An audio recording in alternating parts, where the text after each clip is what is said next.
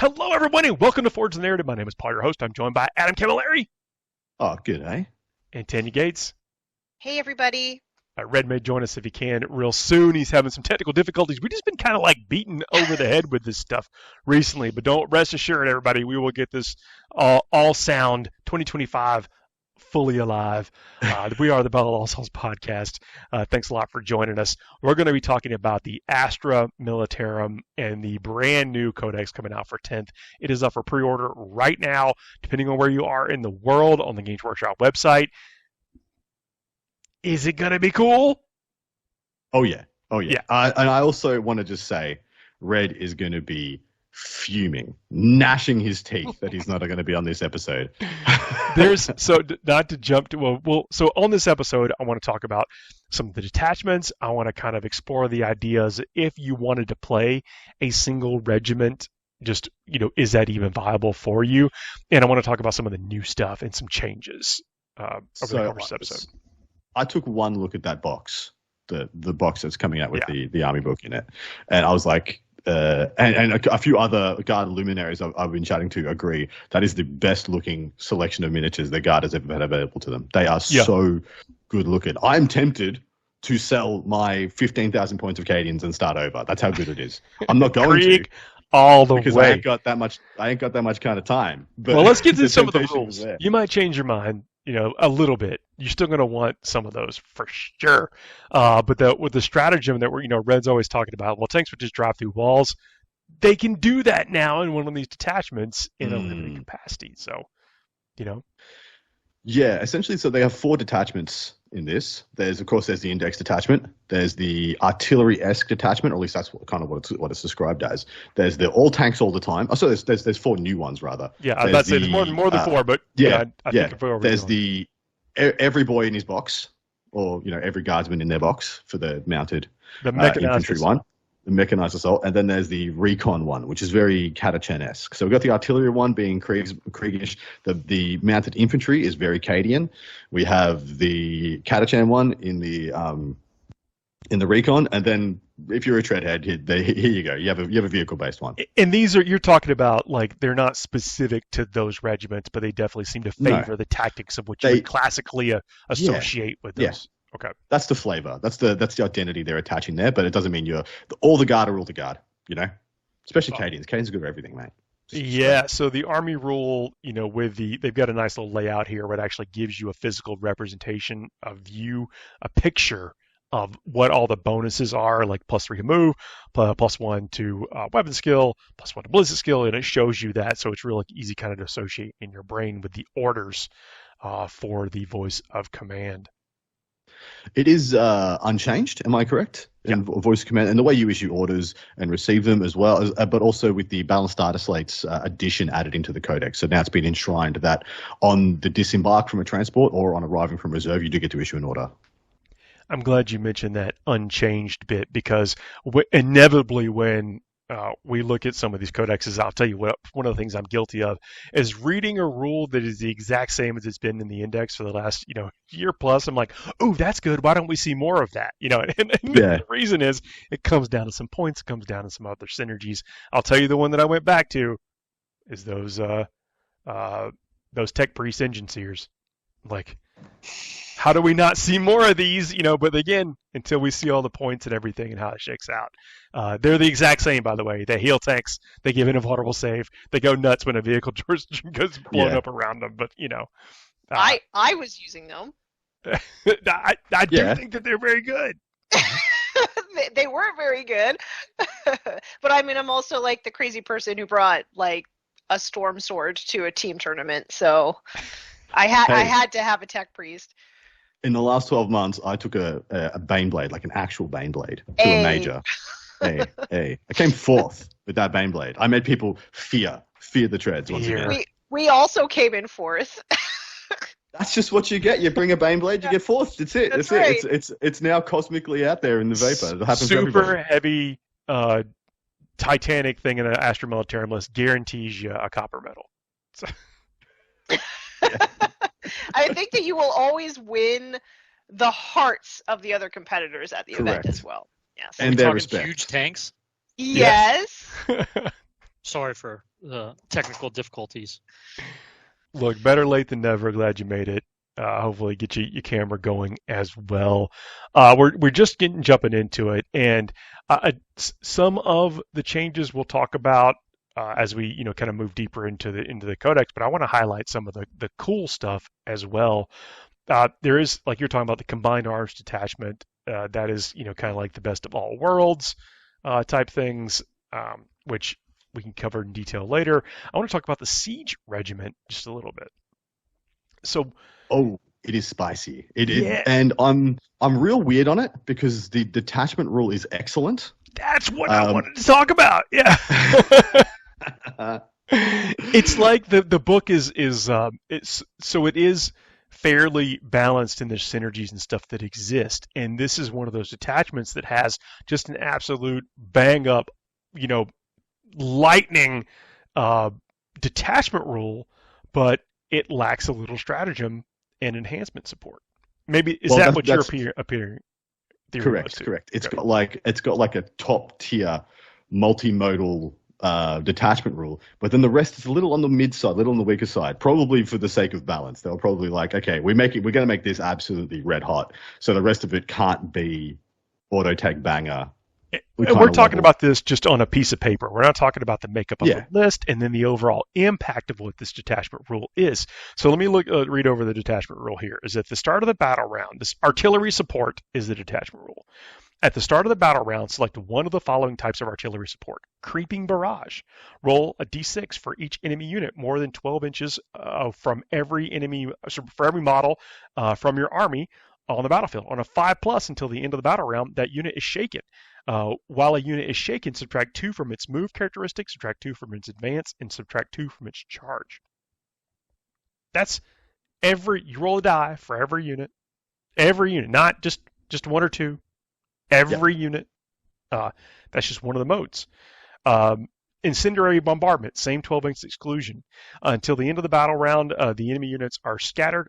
While the unit is scattered, it cannot have the benefit of cover. The maximum number of units that can be selected this way depend on the battle round shown below. There's a chart.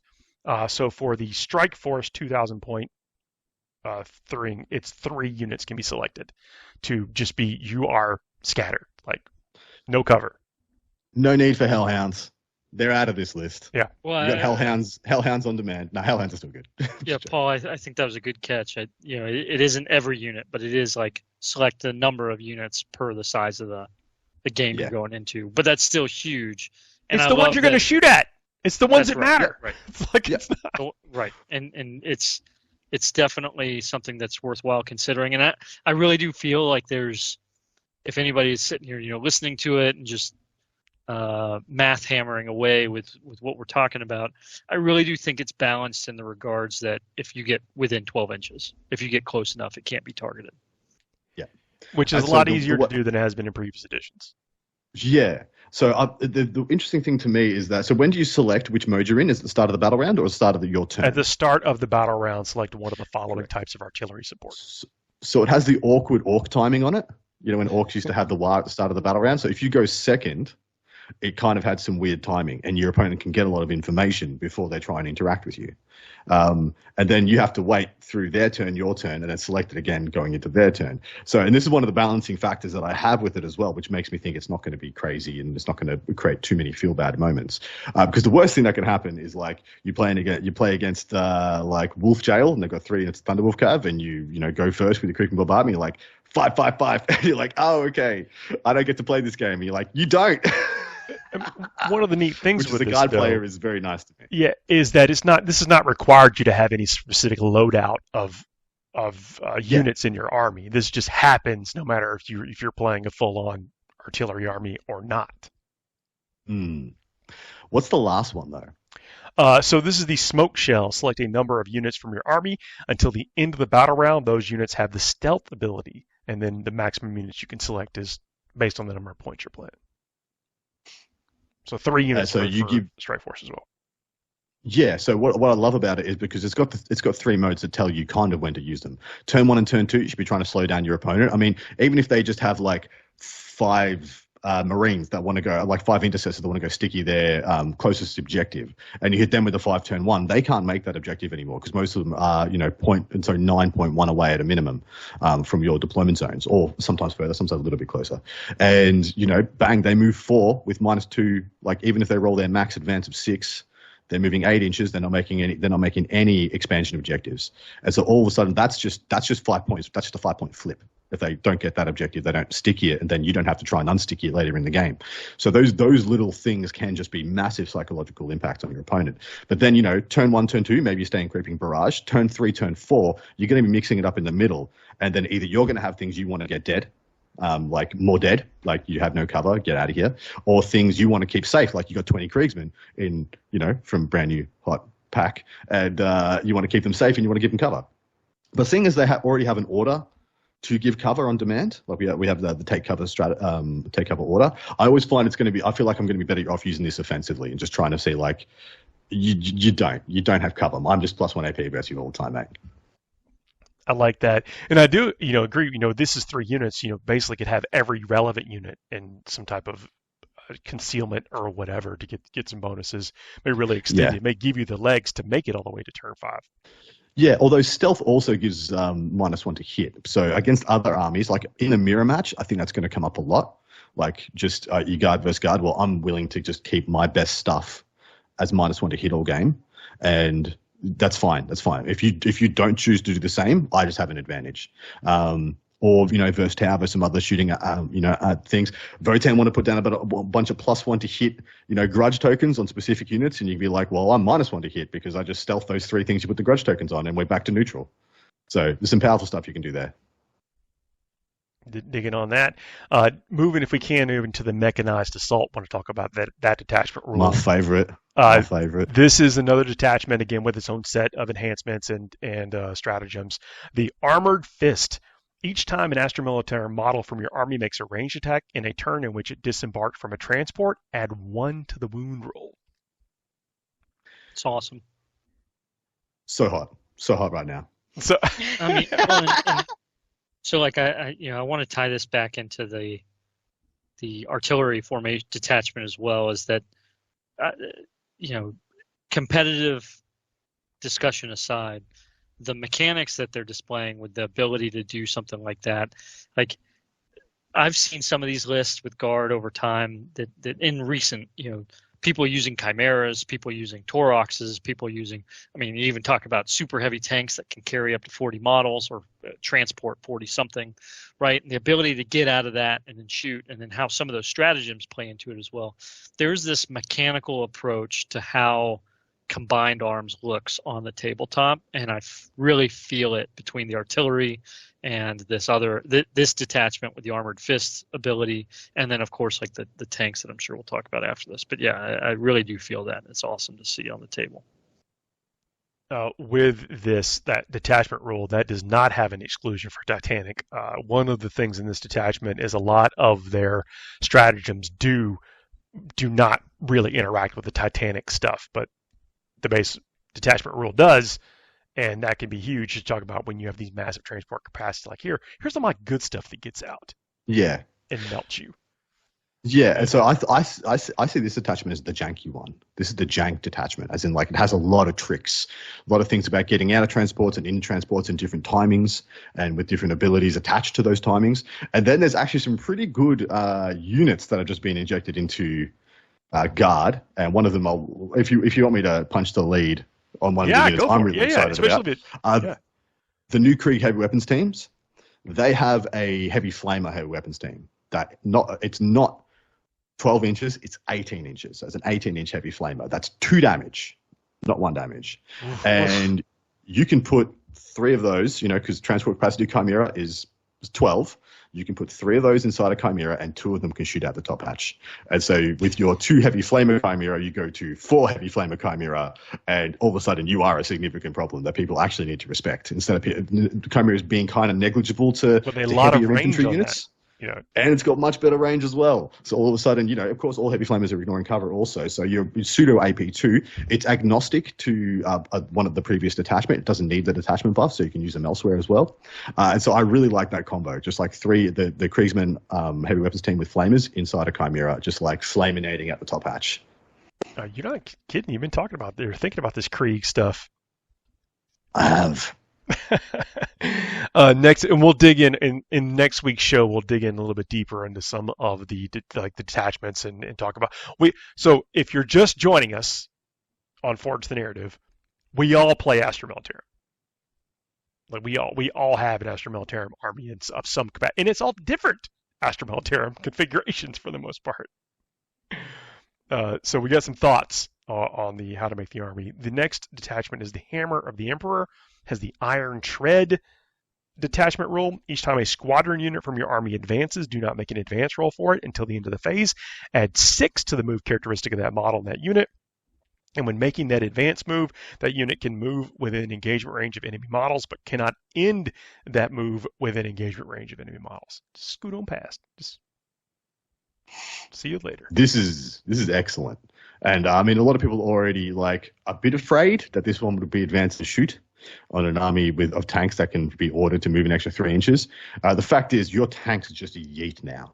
And there is some arguments to say that this is a better transport detachment than the previous one, but it hasn't got the jank. It's got just the straight line oomph. Because, you do go through walls. And, of course, there is a stratagem in here to advance and shoot. So you do get to just yeet one tank a turn just right into the jaws of your opponent and blow up whatever you want.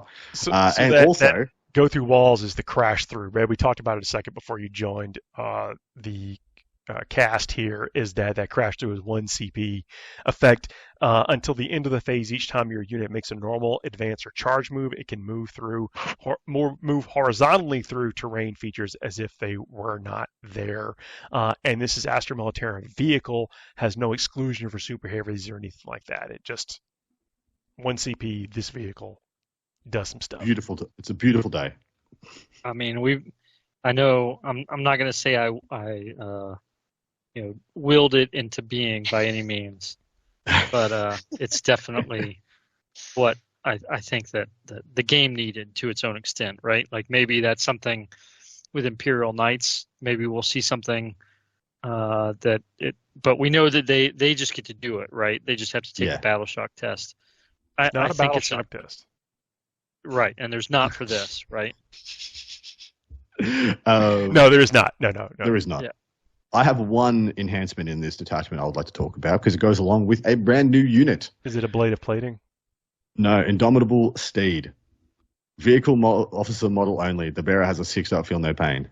You were talking about the Tech Priest engines here before. Yeah. If you buy this and a Tech Priest engines in 4, drumbeat, your Rogel Dawn tank commander, you have a juggernaut of a unit right there. The new Rogel Dawn tank commander doesn't have the abative plating, but it orders at extra distance, and it has the same rule as the Gladiator Lancer from from Adeptus Astartes, which is you get to reroll 1 hit, 1 wound, and 1 damage roll per turn. We're gonna get there. We're gonna get there. Dude, that guy's That's some of the new stuff. Yeah, Rogel Dawn Tank Commander, heard him talk about it in the preview, but it does exist. You will get to do that. I've already got one. I've got one that I messed up my camo scheme on. It is now Rogel Dawn Commander El Tigre. Nice. So it's now a theme. It's part of the lore of my catechin. How many Dawns do you have, Tanya? 1. 1? How many do you have, Red? I have to sadly say I have not jumped on the Rogel Dorn train yet. I have. Hey, guess how many Baneblade chassis I have? How many, mate? How many? I've got 6. No, I've got 5. I've got a Macarius. Okay, it's more than that. Yeah, I know you do. But I've got 3 Dawns. No.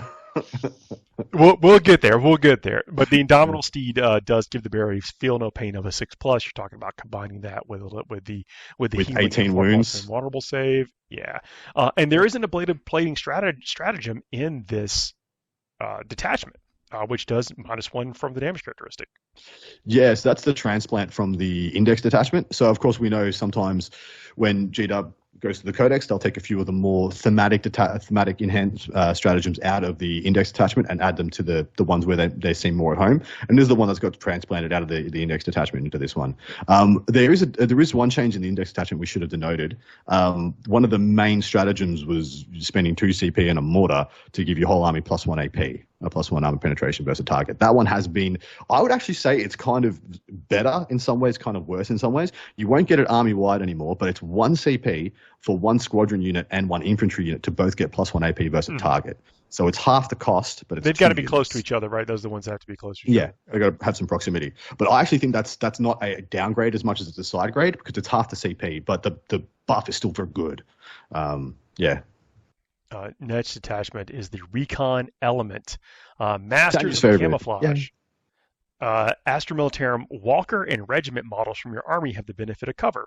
While such a model has the benefit of cover for any other reason, e.g. because it is wholly within a ruin, improve the save characteristic of models in that unit by 1 to a maximum of 3+. What drew you to this one, Tanya? Like, what about the Recon detachment got you excited? Stratagems. Yeah. Yeah. I don't actually care for the detachment rule, but I know. I saw the Tanglefoot grenade, and I was like, "Oh, we're back, baby." We're in. Yeah. Custodes players everywhere are shedding a tear right now. We stole their strat. We stole it house. Yeah.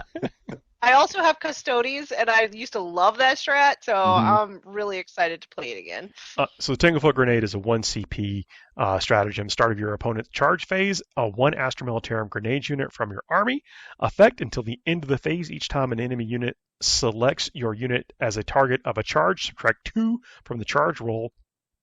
This is not cumulative with any other things that affect the charge roll.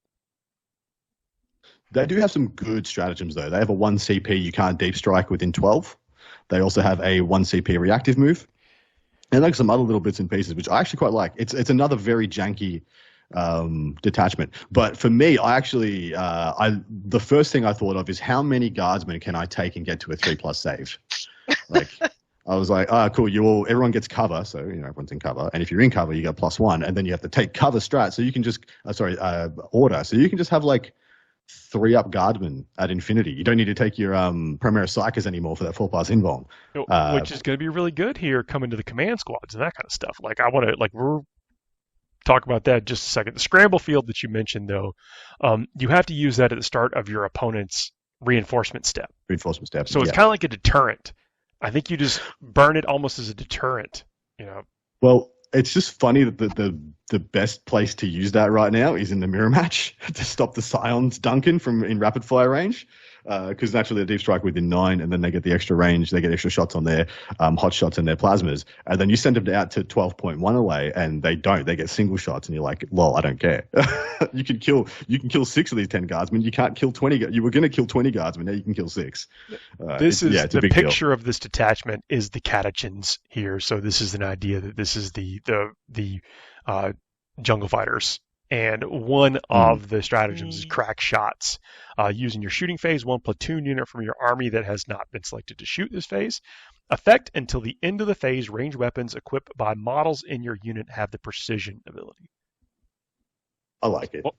While catechins may be the poster army for this detachment, I'd like to submit my entire Tanith regiment that I've got. Yeah. I think this fits Tanith exceptionally well also. I do too. So, yeah, I get it. We're only using that as the maybe identifier for this, but the flavor is there, just like the Space Marine detachments. And those are the detachments as they were. So, I mean, lots of things to combine with the enhancements, with the stratagems, with the detachment rule.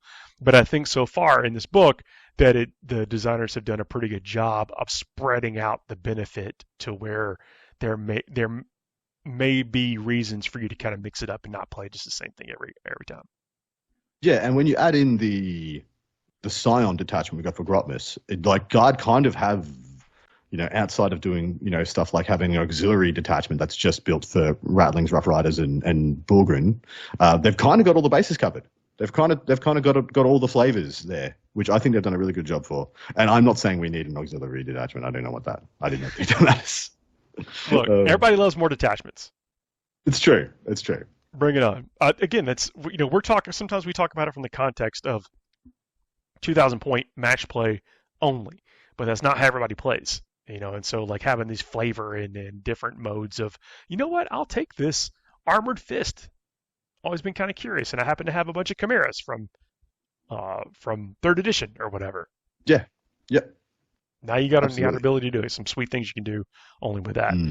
I said we're going to talk about command squads, and what I did. One of the things I did when cracking open the Codex was, like this whole idea of combined regiments is new for a lot of old guard players.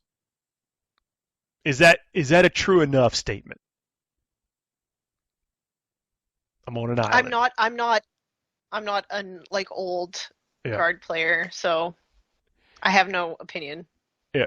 So I went through there is like, can you go and just can you still build an army that's just all Catachan models if you wanted to? And would it be viable?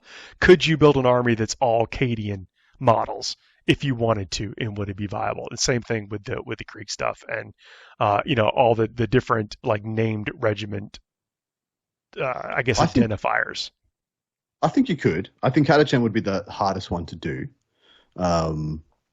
Because they don't have a special source. They don't have a special source Catachan unit. Because Cadians have Kasrkin, Kriegsman, and the Krieg now has the Horses and the engineers, whereas Catachan just had, and all the ones I just listed in addition to Krieg you can take and Catachan have instead of Kasrkin, Yeah, I guess. More tanks. I mean, as long as they've got bare arms. If they've got bare arms, I will accept the Scions. So. My Scions do. They actually have robot torsos and bare arms. How'd they get the robot torsos? I don't know. Install this from. 44 is rough. I think you can make a damn respectable army from any of the flavors. And the Catachan one, like I said, is still absolutely fine. And it's fine for the fact that you get to lean on special characters more than the other two, where you get to have Marbo, Harker, Strachan, and those are still legit characters. Like Strachan's still a house. Marbo, I actually think is better. Feels a lot better now. I think he's really good now when he can be joined to detachments that also have reactive moves. And so you can just wait for your opponent to just cross a line and be like, I'm just going to reposition this whole flank on you for 2 CP and whatever. So there is some really cute things you can do.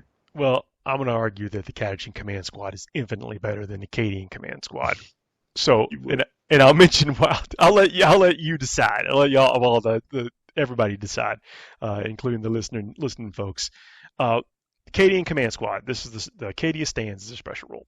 While this unit contains an officer, each time a ranged attack targets this unit, if this unit is within range of an objective marker you control, models in this unit have the benefit of cover against that attack. That's nice. Cadian. They have these command squads have similar loadouts. And so where, in the command squad, I'm about to read the Catachan command squad, any number of veteran guardsmen can have their last gun replaced by one of the following: a flamer, grenade launcher, melty gun, plasma gun, sniper rifle, things like that. Catachan command squad, their special rule is Gung Ho Command. While this unit contains an officer, ranged weapons equipped by this model have the assault ability. Way better than the benefit of cover. Way flashier. Maybe. Yeah, look, with move, that is pretty good. But anyway, flipping through this, just I looked at that. It was one way of doing it, but I think that actually, I'm kind of warming up to the idea of having different regiments all within the Astra Militarum landscape.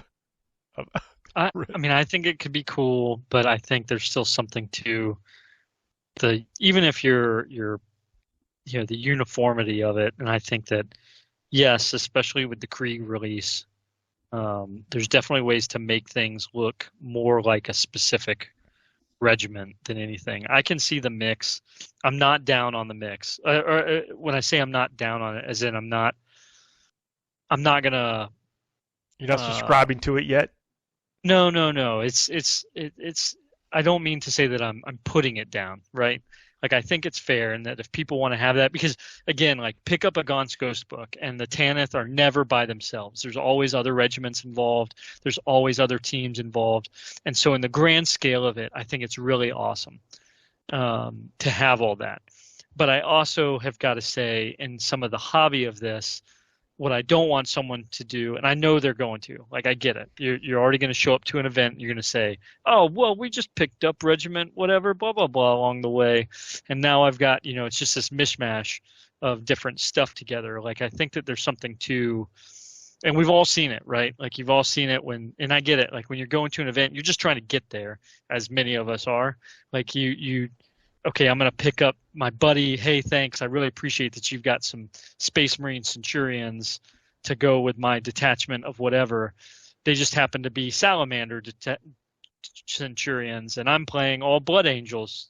Like, but I'm telling you, it is a contact sport, and there's all sorts of folks that go, and I appreciate every single person that joins us in this hobbying endeavor that we're playing together.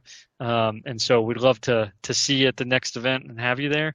But I also can really appreciate some of the time and effort that folks put into really going to that next level of like bringing it all together. I would like to play the devil's advocate. And I would like to make the argument for having all of these multiple regiments. Okay, so the number one thing that I hear guard players complain about is that like they have to paint the exact same scheme over and over and over again, right? But if you have like all of the different regiments sort of working together, well, some of your tanks can be painted differently. Do you know what I mean?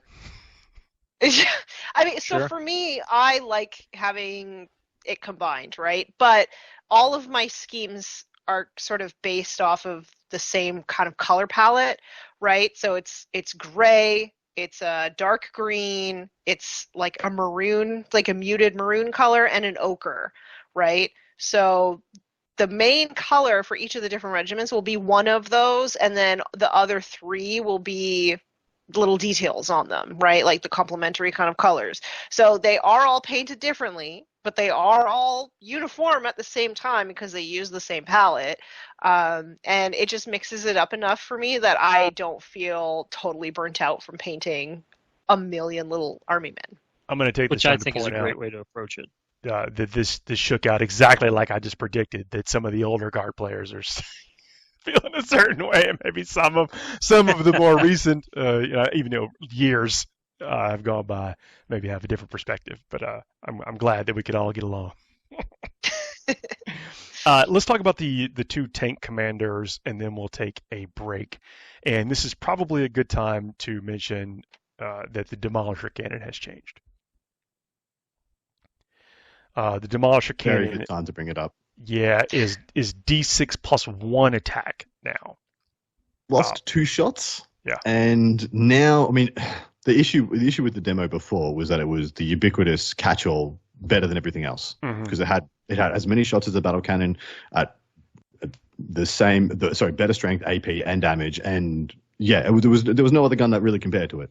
The Plasmacutioner didn't have the strength, didn't have any more shots either, but had had flat 3 instead of D6, but if you just have enough shots, D6 is just as good. And CP. But yeah, now I think we actually have a question about which tank you want, which I like. So I actually don't know if I'm going to take Demolishers that often. I actually think in some detachments you will be better off taking the Plasmacutioner. Some detachments, the Eradicator got to glow up as well, which thank God. Actually, the Vanquisher got to glow up as well, but I'm not sure. Are you talking about the tank itself or the cannon itself? I think you're talking about the tanks. The tank itself. Yeah. The Vanquisher gun got to glow up. I think strength 18 -4, D6 +6 or something. Was D6 +8, but only one shot that hits on a 4. Oh yeah.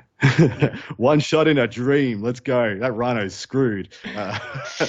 I just appreciate, Paul, that you're giving me the opportunity to talk about I don't know if we'll call it the little brother, maybe the bigger brother of the Vindicator when we talk about the Demolisher cannon. So I'm just going to put that plug in and then jump to. Was it the original or did the Vindicator come first?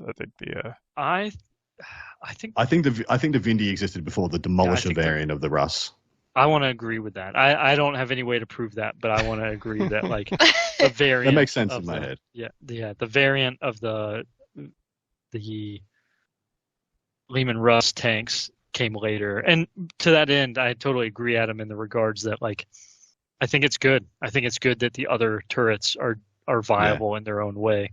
I didn't, in regards of, as much as I love the Vindicator, I'm okay with there being other cool tank options. I think that should be a thing. Me too. The death befitting an officer is the same, which is still incredibly strong. Get to shoot when you're destroyed. Who doesn't love that? That is such a frustrating thing to play against. I think we'll still see them. As y'all pointed out, we might see different weapons on the tank commander, but the Demolish is still strong, by the way. Like, it is still strength 14, neg 3 AP, d6 damage, which is some quality AP versus the number of shots. But, just point out it has changed, and that will change some general's choice in what they take. The Rogel Dorn commander. So yeah, that'll get me some Rogel Dorns. I'm gonna pick them up now. Yeah, so I can put me with a chainsword sticking out of it. Yeah. Adam mentioned here, so the special rule here is the Voxnet. Each time this model issues an order, it can issue it to eligible units up to 12 inches away, and it has the called shots, which is the reroll a hit, a wound, and a damage roll. Damage roll really only going to be effective on the meltas that it has. Yeah. But still, that's not a bad thing if you're going to put meltas on this thing.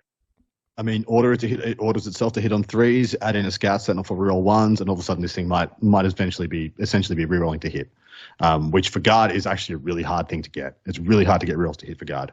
The only things that had it previously were Scions when shooting something on an objective, or the battle cannon Lehman Russ shooting something on an objective. That was the only two ways to get full rerolls to hit. So anything that is pseudo close to that is just by default, I think, strong. I think so the 18 wounds gonna be amazing. Toughness 12, gonna be real good. 2+ save. We talked about you can buff this up through other means, which is gonna make this thing just basically a powerhouse, and with just a little bit of enhance. But with that said, are you investing too much in it to make it the best? And maybe that's is to be seen. Exactly right. Once you if you put the 6 paint on it by an engine sear, you may find yourself 50, 60 points in the hole where you could have made better use just getting another infantry squad. So it's just going to be a meta call whether you think it's worth going all in on this guy or not. I personally am a big fan, and while I don't think it replaces Lehman Russ tank commanders, seeing as the Demolishers went down in a bit of value and people were already somewhat leaning away. Like I already saw some school of thoughts that went away from the Unga Bunga 3 tank commanders to just one with 2 orders, some battle cannons and an exterminator. I actually think that build is going to be a lot better now. That's the build that I think gets extremely, extremely more attractive with the disincentivation of Demolisher cannons. I think the best loadout is this is going to be the oppressor cannon with the coaxial autocannon, and then the pulverizer cannon, which is the. So I'll tell you what. Well, I said the oppressor cannon is D6 plus 3, strength 12, neg 2, 3 damage, blast, and then of course the autocannon going in neg 1 AP, strength 9, 3 damage, 2 attacks. Digging on all that, I think that's all large quality firepower. Would just on its own, I think those are solid stats. But of course, situational to your army, I think that's a good place to start. All right, we're gonna take a quick break. We'll come back. We'll talk about some of the Krieg stuff that is going to make a splash. Obviously, people are going to be wanting to get into the box set and new special character. Who doesn't love that? See you in a minute. FTN is brought to you by Discount Games Inc. Please visit them at www.discountgamesinc.com. And don't forget to ask Jay about ways to save even more on your hobby projects. Hey everybody, we are back. As mentioned, going to keep talking about the Astra Militarum Codex. Please check out our sponsors if you haven't already. They've had a lot of faith in the show. You should have faith in them. Great to deal with and get stuff from, especially if you're looking at getting some of this new stuff, or you going to enhance and bulk up your already existing Astra Militarum army. I want to talk about Lord Marshal Dreyer. Dreyer. Dreyer? I think it's Dreyer. Dreyer. It's got it. Dreyer. He's cool. Reir. Absolutely cool. New special character. Movement 10, toughness 4, save with a 4+ with a 4+ invulnerable save, 6 wounds, LD 7+, OC 2 by themselves, which is nice. Core abilities: leader, feel no pain 6+, voice of command is the faction. Getting the special rules: tough to kill. The first time this model is destroyed, roll 1d6 at the end of the phase. On a 2+, set this model back up on the battlefield as close as possible to where it was destroyed and not within engagement range, with D3 wounds remaining. That's not the only special rule. I just want to let that sink in for a second. That's a great rule. Come back to life. Pretty good. Before I read the next special rule, I want to talk about his weapon. The Saber of Sacrifice, anti-infantry 4+, 6 attacks, hits on 2s, strength 6, neg 2 AP, 1 damage. And then the Savage Claws from the mount, extra attacks, 2 attacks, hits on 4s, strength 4, neg 1 AP, 1 damage. And then this special rule: leading the charge. Each time this model's unit makes a charge move until the end of the turn, melee weapons equipped by models in that unit have the Devastating Wounds ability. Models in that unit have the Devastating Wounds ability, which is a great segue into talking about this unit can be attached to Death Riders, which we'll talk about in a second, and its officer can issue up to 3 orders to regiment units. That's pretty big. The fact he has 3 orders and like he gets back up on death, and he gives out a premium keyword ability. He's very good. And I don't think there's a wrong way to take him. I think you can take him with 5 Death Riders, 10 Death Riders, or you can take him by himself. I think he actually has a lot of utility just by himself, because he'll scoop he'll throw a grenade, charge into, 5 scouts, probably, and a good chance of getting them. And he gets back up on death. So if you play against like Tau or something, they have literally no way to one-turn this guy. He will just die on an objective, get back up and score you 5 points, and then run off and issue 3 orders. It's fantastic. I think it's also really interesting that if you take him in the Recon detachment for a CP, if he's within 10 inches of the board, you can just put him back into reserves. Oh, yeah, you can take him off and on again. Yeah. So you can use him the same as Gaunt's Ghosts, and you can just kind of double tap and just put your orders wherever you need them every turn. Yeah. That's pretty cool. Yeah.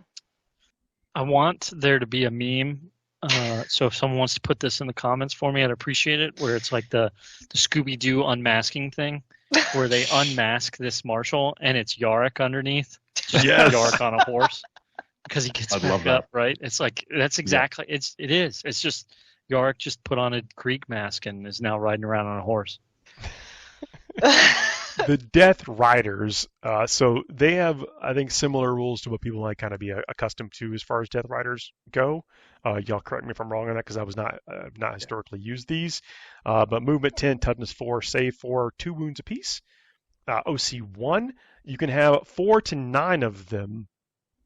And their special ability is screening line once per turn. When an enemy unit ends a normal, advance, or fallback move within 9 of this unit, if the unit is not within engagement range of 1 or more enemy units, it can make a normal move of up to 6 inches.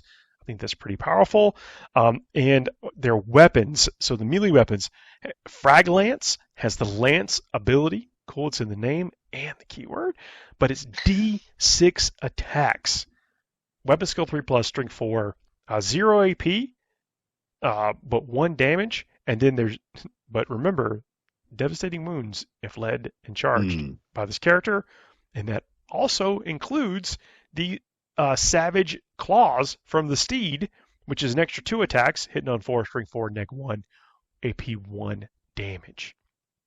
That's a lot of attacks fishing for mortal wounds. It is. It is absolutely a lot of attacks to get those mortals going. And this is probably the first negative thing I'll say about the Codex is that I wish they pushed these guys a little harder, because without the Lord Marshal, I don't see why I would take them, especially versus Rough Riders. With the Lord Marshal, I absolutely see it. Maybe that's the whole point. You just want to take these guys with him. But people who like the idea of taking a whole army of Death Riders, they're going to find that you have like one of these units is not like the other. It's the one that has the death wounds. So I think that the Rough Riders still obviously have their place. I think they hit harder. Yeah. Without character support on the charge.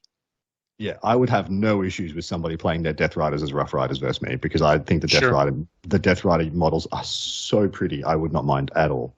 They really are. But so the Death Riders, though, I said back with the special characters or special character D6, like fishing for mortals. Like there's no. I don't think there's a limit. There's no limit like up to 6. No. It's just like roll a bunch of 6s and love life.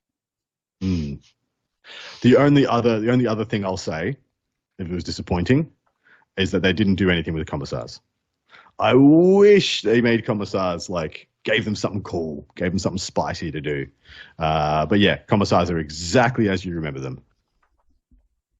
If it ain't broke, don't fix it. We also talked a little bit about the different, you mentioned Krieg heavy weapons, the heavy weapon squad on the Krieg. So there's Cadian heavy weapons, Catachan heavy weapons, and now Krieg heavy weapon squads. I don't know if you want to touch on that. Yeah, sure. Cadians get to hit on 5s with Overwatch, or 4s if they're within 6 of a platoon unit, which is a new keyword that's been added to a variety of infantry. So you can, if you picture in your mind what units would have platoon, you are correct. You are exactly correct. That's what ones have it. Well, historically, there were platoons. Yes, exactly right. Anyone who's been playing long enough, you know exactly what those are. The Catachans, of course, get Scout 6 on their heavy weapons, which is quite kind of spicy. They have, each time a modelless unit makes a range attack against a monster or vehicle, reroll a hit roll and a win roll of 1, which is actually not too shabby. Now, what I kind of like about that is like if you're playing against that, that's what your normal play group is or whatever. You're like, well, I got something for you. Here's these. Yeah. And the Kriegers, the Krieg Heavy Weapon Squad, they actually get a little fire coordinator. They get an extra model added into their unit of 3 heavy weapons because, of course, they're sitting behind their artillery shields and they can't really see what's going on because, for some reason, the guys that want to die are the most heavily protected. And the fire coordinator essentially coordinates the fire. But they get the Krieg Heavy Flamer, which I covered before, the Ignores cover 18-inch 2-damage heavy flamer, in addition to getting the twin Krieg heavy stubber, which is actually pretty cute. So it is 48-inch, 3 shots. They do hit on 5s, unfortunately, but you can get around that in a lot of ways. With strength 6, AP 1 damage, rapid fire 3 twin linked. It's actually, this is the heavy stubber that even Space Marines wish they had. And you said I'm sorry, I might have misheard. Did you say it was cute? Yes, I do. I do say it's cute. You can't make me say otherwise. I'm not going to call it handsome. A dude's wearing gas mask shooting a 50 cal? You said it was cute? 50 cal itself, I think, is what the intent there was. But it's that is 50 cals strapped together, mate. It's even cuter. You did point out that these heavy weapons squads hits on 5s, which is, I think, a bit of a heavy hand with that. But so you have to support them, I think, or hope to get lucky, or use a heavy flamer that doesn't need to hit. So. Well, and here's the cute thing here's the extra cute thing. Final duty. When a unit that contains your fire coordinator in your Krieg heavy weapon squad, when one of the heavy weapon gunner units is destroyed, so one of the actual fire teams is destroyed, on a 3+, they shoot on death. And they can have a las cannon as well, which has heavy. So you can do some pretty spicy things with that and just bring them on the side of the table, shoot them once, and then expect them to die and just yeet the boys again. Shoot 5 las cannons on average from your one squad. So, like, I just gotta, you've heard me plenty of times. If your model doesn't have a helmet, you should get -1 toughness, right? Like, I mean, I don't disagree. Here we are with these guys wearing gas masks and their ballistic skill is 5 up, right? Like, it totally plays into it. There's this whole aspect of it. And I don't know about y'all, but wearing full, we call it mop gear, right, in the Army, like with all the gas mask, the suit, which is just like a big, it just feels like you're wearing a big I don't know, burlap sack, essentially. It is not good. It is not comfortable. These dudes, there's no, and you get it. It's like this, how crazy the Krieg are, right? The death corps of Krieg, to fight this entire war wearing full mop gear. These guys, they deserve to have, like, make their leadership should be essentially a 2-up at all times. Anybody can do this. They're not hitting anything, but they're not breaking. That's for sure. I mean, that's it. If they take it for what it's worth. Paul, I'm really curious. Do any of these heavy weapons teams have the artillery keyword on them? The artillery keyword? That is a good question. So I don't think so. Okay, how many of them can you fit into a Chimera then? I think it's 3. Oh, you think so? Yeah. Well, we can check. I'll get you the actual specifics on that. I would love to know your opinion on that. So the model has transport. The Chimera has a model transport capacity of 12. Astra Militarum infantry models. Each Ogre model takes up the space of 3 models. It cannot transport artillery models. Still think it's 3? So the Krieg Heavy Weapons Squad, specifically, all you said, while embarked in a transport, each heavy weapons gunner model takes up 2 spaces. And each weapon equipped by these models is considered to be 2 models. So 6. There you go. Yeah. How many last cannons can you get into a Chimera now? Yeah, that is a bunch of Catachan heavy weapon squads in a Chimera. 3 weapons teams per squad is what you can do. Talking about the Catachans, they bring it down, the extra monster vehicle. I like that with the reroll, a hit roll of 1 and a wound roll of 1. But that kind of transitions us to talking about the Scions. Scions, as we mentioned, are very powerful right now. They've been in use in a lot of different lists. And their ability of Stormtroopers, each time a model in this unit makes an attack, reroll wound roll of 1. If the target of that attack is an enemy unit within range of an objective marker, you can re-roll the wound roll instead. It's like infinitely better. Yeah. Yeah. That's a lot of re-rolling wounds from quality things.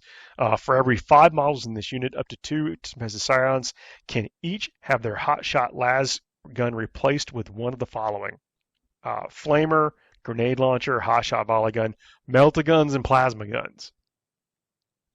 So each one of these squads, each one of these squads firing a couple plasma, a couple melta, plasma pistol. That is a bunch of re-rolling quality things. You're firing effectively into knights and anything, toughness 12 and higher. I think with the re-roll. I wish I had more Scions. Oh man, if you think I have a lot of Baneblade chassis, you should see how many Scions I've got. Well, I'll be borrowing your Scions at the next event. Like, yo man, can I get 5 of those Scions? They're all painted like Special Forces Tanith. They look baller. I do agree. I have seen those, and they do look nice. We did not talk about the Scion Command Squad, I don't think. We were talking about Command Squads. But I will get there. It still gives sustained? So sustain hits 1. That's exactly right. So while this unit contains the Tempestus Prime, ranged weapons equipped by models in this unit have the sustained hits 1. So this is different. This is not the regular Scions, but for those that are using multiple Scions in different capacity, any number of the Tempestus Scions can each have their hotshot las gun replaced by one of the following: flamer, melta gun, hotshot, plasma. All the good stuff. So basically, this is the melt your face squads that we have grown to know and love still exist. Have you guys talked about the switcheroo they did? We talked about rerolling wounds. That's right, yeah. Yep. So the Torox Prime used to be the activator to give the reroll wounds, and now it's the activator to give the reroll hits. And so they just get reroll wounds built in. And I got to say, that's a buff. I don't know if they thought this one through, but sure, I won't get to fish for lethals and sustain with full rerolls to hit against things on objectives. But my las guns will do things now. And I'm very happy about that. My hotshot las guns will occasionally just wreck people, and that feels good. Do the command squads still have access to a medic? Does that change? They do. Yeah, you get the medipack, and coming in with the getting wounds back, which can always be frustrating when you're playing against guard. The Krieg have that too built in, medpacks for their things. That is, if you're not used to playing against it, you basically have to wipe the squad out, or if it's just below capacity, it gets D3 models back, and that's the way this Scion rule works as well. Very strong. This is a good book. I think it's a very good book. I'm really excited to see what comes out of it, because I think every detachment has a strong way to play, and of course there's going to be some that are better than others. But I think each detachment looks like it is alive enough that I will expect to see it in the wild, and that is really exciting. I haven't cracked the code on what I think is the ultimate list yet. For me, one that I was like, this is it. This has no fat on it. This is trimmed, because I'm still kind of in that excitement mode of wanting to try some of the new stuff, seeing how it fits in with the tanks and what's the right mix of infantry for objectives. This is the fun part. It's that what's the adage of do you go more toys and more boys, in the orc side of things. I feel like this is kind of where you're at with guard right now, and looking forward to getting it on the table. And that includes the big super heavies as well. I don't know if y'all feel that way. Do you feel right now, there's an inclination I probably need a Hellhound, or I probably need a Sentinel. Has that changed? I actually think for what I'm going to be doing, because I'm doing a lot of teams play in 2025. I don't think I'll be going to a lot of solo events.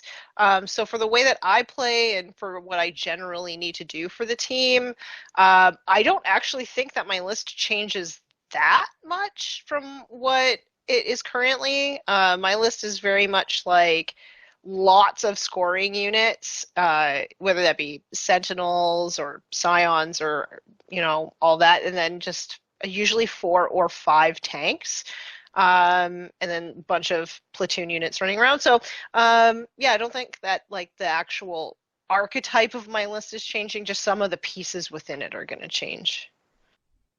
Yeah, I think most of the support pieces are still very relevant. The only one, like I said, I actually mentioned it an hour ago, I don't think the Hellhound is very necessary in the artillery detachment because you have so much access to ignore cover. But the Hellhound's still good in every single other one. Sentinel's still good in every single other one. Rattlings are good to not lose versus world leaders going second, stuff like that. So I think all the utility units still very much hold their place. The only thing I would say is they did a good job not giving us a reason to take Bullgren again. I was going to ask what the opinion on Bullgren. If they gave us a single way to make them hit harder, I'd pay almost any points for the buggers. I would just whatever. Just let them not hit like a wet noodle, and I'll pay 500 points a unit for Bullgren sometimes. But you can't buff them, you can't do anything. They're just a fridge. They're just a fridge to stand in front of your boys and keep everything shooting for a bit longer. Are you sure you can't buff them? Well, there's no way to give them orders anymore. Yeah. There's some strategy in Recon you're cooking. Oh, you brewing, Tanya. You're cooking. No, but Lord Solar still gives to Astra Militarum. Oh, in the Codex he orders Astra Militarum. Yeah. So they'll have to see if they roll over that the change in the slate. Yeah. Mm. Cool. We might get another month out of it. Yes. Send in the grin. So say Lord Solar at the start of your command phase, if this model's on the battlefield, you gain 1 CP, so I think that's standard. The Collegiate Astralex, after both players have deployed the army, select up to 3 Astra Militarum units from your army and redeploy them, which is pretty good. Orders, the officer can issue up to 3 orders to Astra Militarum units. And that probably more than anything else gives an indication of the lead time on the writing of these things. This may have very well been finished 6 months ago before they decided to add that to the balanced data slate. So you would assume, but we can live in hope. Because look, I mean, Lord Solar is meant to be a boss, you know. The boss. Red will commiserate with me, but not being able to order my Baneblade chassis does suck. I mean, you know, you got to do what you got to do sometimes, and if it's finding whatever you can possibly do to order a tank to do more stuff, why not? I'm very much excited about the brew potential of this Codex and what it means to come, because as we've seen, they're not shy about. We don't know what the points are. That's kind of where it comes down to, and that's another thing that's kind of holding me back. Is like, what will the points shake out to be? Because that influences a lot of the might you can put in here, the armor might you can put in here. I mean, listed in the back of the book, a Rogal Dawn tank commander is only 15 more points than a Rogal Dawn. If that's the release points, windmill slam every Rogal Dawn is a tank commander. Just like find the points, make it happen, because they got such a better data sheet ability, and they issued orders to themselves. 15 more points, that is 100% value.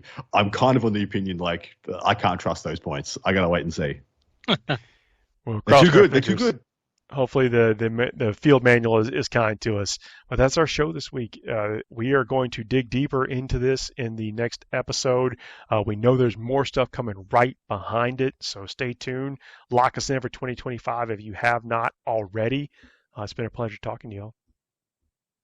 You too, mate. Happy New Year and all that stuff, and we'll see y'all soon, everybody. Bye, everybody.